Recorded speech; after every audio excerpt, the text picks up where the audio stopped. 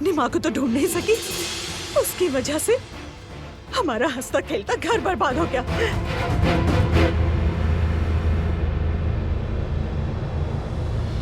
कैसी औरत हो आखिर तुम?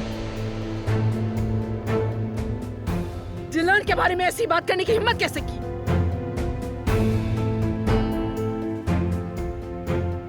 जिस दिन मुझे ये पता चला कि दिलान मेरी ही बेटी है, उस दिन से मुझे इस लम्हे का इंतजार था कि तुम्हारे सामने आकर तुमसे हिसाब लेने का।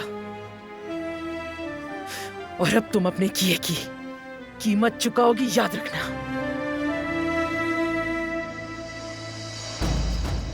अगर मैंने अब तक तुम्हारी जिंदगी को जहन्नुम में नहीं बदला तो ये सब दिलान की बदौलत है।